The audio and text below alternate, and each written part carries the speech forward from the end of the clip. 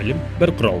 Білімі көп адам құралы сай ұстасы қылды. Не істесе де келістіріп істейді деп ұлт ұстазы Ахмет Байтұрсынұлы айтқандай, кемел елдің келешегі ұлт тәрбиесі мен біліміне байланысты.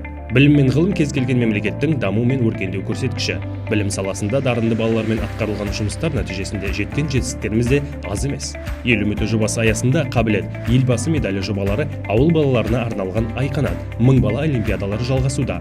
1000 бала олимпиадасынан 58 оқушы жеңімпаз атанып, 2 оқушыға республикалық физика-математика мектебіне, 23 оқушыға өзге өңірлердегі мамандандырылған мектептерде оқуға мүмкіндік берілді.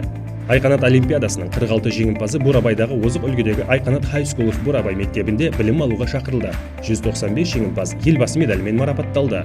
Биылғы оқу жылы облыстық деңгейде өткен олимпиадалар, ғылыми жобалар конкурстары мен байқауларда 1493 оқушы жеңімпаз атанды. Халықаралық деңгейде өткен олимпиадалар мен ғылыми жобалар конкурстарынан 13 оқушы, республикалық деңгейде 78 оқушы жеңімпаз атанды.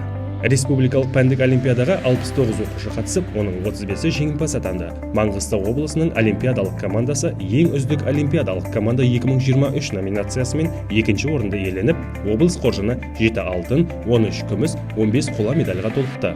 Маңғыстау облысының білім саласына көрсеткен үздік нәтижелері үшін олимпиада қозғалысына адалдығы үшін 2023 атағы берілді. Зерде республикалық ғылыми жобалар конкурсына қатысқан 35 оқушының 23-і жеңімпаз атанды. Облыстың намысын халықаралық деңгейде қорғап жүрген оқушыларымыз химия пәнінен әлемнің 21 елінен қатысатын 57-ші халықаралық Менделеев олимпиадасына Қазақстанның құрама командасынан білім инновация лицей интернатының оқушылары Молдағұл Әділжан, Мұғалім Әліби, Жақсылық Шәкір, Ғабдулла Райымбек қатысып, 3 оқушы қола медаль жеңіп алды. 5 оқушы жаратылыстану математикалық пәндерден республикалық олимпиадалық резервке енді.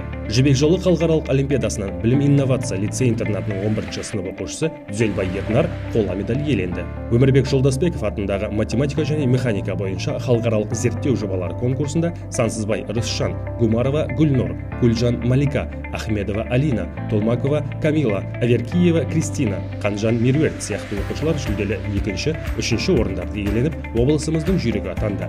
Қазақтың тарихын, мәдениетін, салт-санасын жаңғыртуға сүбелі үлес қосқан өлкеміздің мифолог, өлкетанушы, географ, публицист, этнограф ғалымы Серікбол Қондыбайдың туғанына 55 жыл толуына орай республикалық ғылыми конференция өтті. Шарада ғалымның шығармаларын насихаттауда көрме ұйымдастырылды. Сонымен бірге мектеп оқушыларының арасында Серікбол Қондыбай атындағы география пәнінен облыстық олимпиада өтті. Маңғаз өлкеміз Маңғыстаудың топырағында еліміздің әр аймағынан жиналған ұлттық әдебиеттің биігіне самғар жас дарындардың арасында республикалық әбіш оқулары ғылыми шығармашылық конкурсы 4-ші рет өткізілді. Қаламгердің жүрдек қаламынан туған мол рухани дүниені театр тіліне келтіре отырып, Маңғыстау облысының командасы жүлделі 3-ші орынды иеленді. Тұңғыш рет Ақтау қаласында 14-29 жас аралығындағы жастар арасында Абыл, Ақтан, Нұрым, Аралбай, Қашаған Күржіман ұлысында жүйріктердің ұлағатты сөздерін ұрпағы ұлықтап, сөзден маржан түзу мақсатында қайыртпай кеткен Қашаған облыстық жас ақындар айтысы өтті. Балалар мен жасөспірімдер арасында дарынды шахматшыларды анықтау, оларға қолдау көрсету мақсатында алғаш рет ұйымдастырылған шахматтан облыстық турнирге 50 оқушы қатысып, 18 оқушы жүлдегер атанды. Қазақстанда және шетелде қазақстандық IT қоғамдастықты қолдау және дамыту үшін құрылған Digital Nomads білікті мамандар қауымдастығы өкілдері Тимур Бектұр мен